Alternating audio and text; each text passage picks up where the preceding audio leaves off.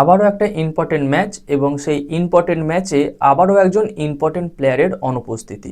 কোন প্লেয়ারকে নিয়ে কথা বলছি আশা করি তোমরা থাম্বনেলটা দেখেই বুঝতে পেরেছো। সে হলো আপুইয়া।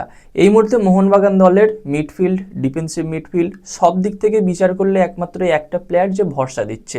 অনিরুদ্ধ থাপা তার পাশে আছে ঠিকই, কিন্তু আপুইয়া তো আপুইয়াই আছে।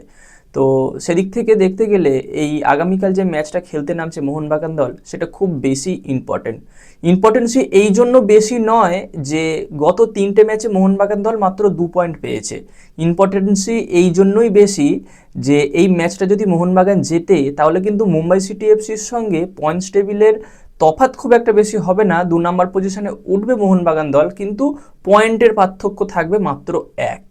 তো বন্ধুরা, এই ভিডিওতে এই বিষয়টায় বিস্তারিত আলোচনা করব এবং সবথেকে ইম্পর্টেন্ট বিষয় এইটাই যে আপুইয়ার পরিবর্তে প্লেয়ার হিসেবে কে নামতে পারে মাঠে আগামীকাল। তো এই সবটাই এই ভিডিওতে আলোচনা সাপেক্ষে তোমাদের সামনে তুলে ধরবো। আশা করছি তোমাদের ভালো লাগবে। তোমাদের মতামতটা তোমরা কমেন্টে জানিও ভিডিওটা দেখার পরে, এবং যদি চ্যানেলে প্রথমবারের জন্য এসে থাকো অবশ্যই চ্যানেলটাকে সাবস্ক্রাইব করে তার পাশের বেল আইকনটাকে অন করে দিও।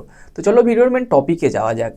তো এই মুহূর্তে এটা তো সবাইকেই মানতে হবে, ভারতের বলো কি মোহনবাগানের বলো, মিডফিল্ডের একমাত্র ভরসা কিন্তু আপুইয়া। আরও অন্যান্য প্লেয়ার আছে, কিন্তু তুলনামূলকভাবে আপুইয়া একটু হলেও তাদের থেকে কোনো অংশে যেন এগিয়ে আছে। তো যেহেতু গতদিন ইনজুরির কবলে পড়েছেন আপুইয়া, সেদিক থেকে গতকালও প্র্যাকটিস করেনি, আজও প্র্যাকটিস করবে না, এবং আগামীকাল পাঞ্জাবের বিরুদ্ধে ম্যাচ। তো এখানে অনেকেও মনে করছে যে হয়তো দীপক টাংরিকে খেলানো হতে পারে, কিন্তু দীপক টাংরিকে যদি খেলানো হয় তাহলে কি এই টিমটার ব্যালেন্স থাকবে? এই যে মোহনবাগান দল পরপর 3টে ম্যাচে কোনো পয়েন্ট পেল না, মানে পয়েন্ট পেল না বলতে মাত্র 2 পয়েন্ট পেয়েছে, 3টে ম্যাচে জয় নেই।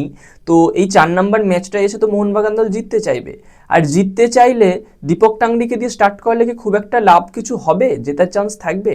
আমার কিন্তু সেটা মনে হয় না। তো সেদিক থেকে দেখতে গেলে কোচ সেরজিও লোবের স্ট্র্যাটেজি কেমন হতে পারে, আমার যেটা ধারণা, আমি যেটুকু তার খেলা দেখেছি এতদিন বা খেলানো দেখেছি, সেটা দেখে আমার যেটা মনে হয় সেটাই তোমাদের বলবো যে প্লেইং ইলেভেনটা কেমন হতে পারে।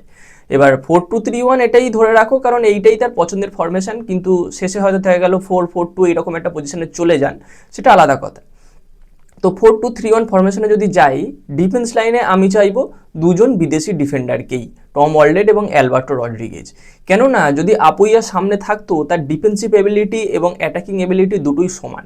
অ্যাটাকেও যেমন হেল্প করতো, তেমন ডিফেন্সেও মানে মোটামুটি একটা সামলে দিত। তো এখন যদি দীপক টাংরিকে তুমি খেলাও, সে হয়তো ডিফেন্সের দিক থেকে মোটামুটি ভালো করে দেবে, আপুইয়ার মতো হবে না, কিন্তু মোটামুটি একটা খেলবে।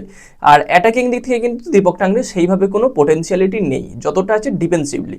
তো যদি আমি সেই জায়গায় টম ওয়ার্ল্ডেডকে খেলাই এবং এই যে অনিরুদ্ধ থাপার পাশে আপুইয়ার জায়গায় যদি থাকে সাহাল আব্দুল সামাদ, তাহলে কিন্তু কোথাও এই ব্যালেন্সটা একটু হলেও মানে থাকবে, পুরোটা না থাকলেও পুরোটা নষ্ট হবে না, কিছুটা থাকবে।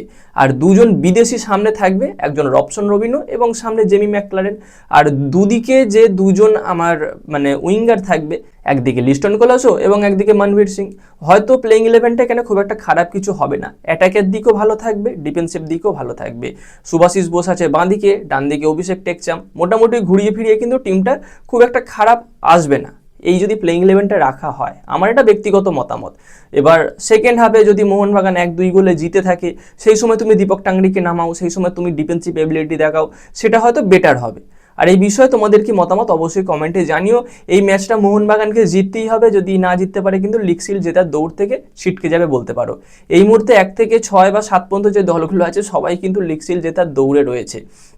কি মুম্বাই, কি জামশেদপুর, কি গোয়া, কি মোহনবাগান, কি ইস্ট বেঙ্গল, এরা সবাই মোটামুটি যে লিগ শিল্ড জিততে পারে এরকম একটা জায়গায় রয়েছে। এখন কে জিতবে তো এখন থেকে বোঝা বা এখন থেকে বলা, প্রেডিক্ট করা মুশকিল।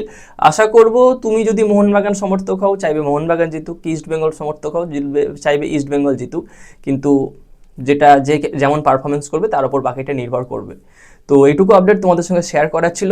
তোমাদের মতামত কমেন্টে জানিও, এবং চ্যানেলে প্রথমবারের জন্য চ্যানেলটাকে সাবস্ক্রাইব করে তার পাশের বেল আইকনটাকে অন করে দিও।